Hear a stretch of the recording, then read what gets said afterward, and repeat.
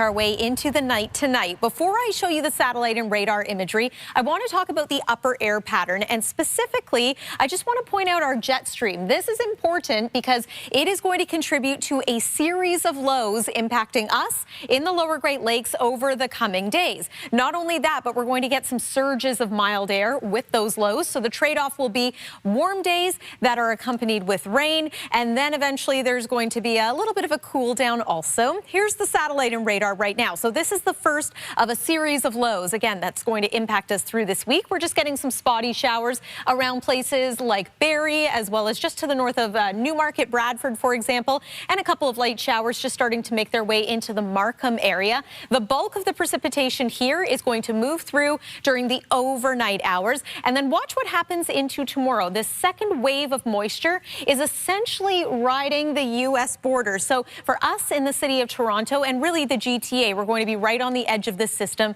through tomorrow afternoon. Here's the overnight hours, though. So that's the first round of rain. Tomorrow morning's looking decent. This is around 9 a.m. Again, areas well north of Highway 401 are going to have a drier day tomorrow than those who live closer to the shores of Lake Ontario. So that's around the noon hour. And then right through the afternoon and into the early evening, we will see the potential for some unsettled weather. Tuesday during the daytime hours is looking drier. I think we will have some sun. So savor that because we have quite a few cloudy days in the forecast this week. Then as we make our way into the day on Wednesday, not only will a little bit of wet weather return, but look at this, some snow once again starting to make its way in through northern sections of Ontario. Still in the north, it's not quite our turn yet here in the lower part of the Great Lakes. Just yet. 14 degrees is what we climb to this afternoon. Again, that's fairly seasonal, not close to the record high of 26 degrees, but comfortable. Overnight tonight, we're looking at a low of 6 degrees. Notice how areas like Parry Sound, Bancroft, and even Peterborough are going to be close to that freezing mark.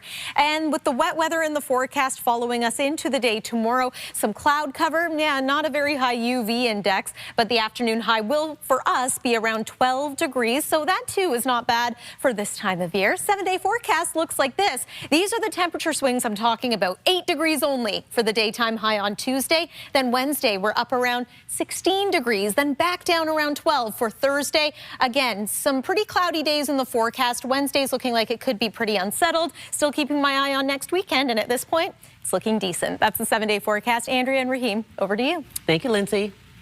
Welcome home, Jumbo Joe. The Toronto Maple Leafs' latest signing spoke with the media today for the first time since joining the team. Joe Thornton has played more than 1,600 games in the NHL, but says he still has a lot of hockey left in him.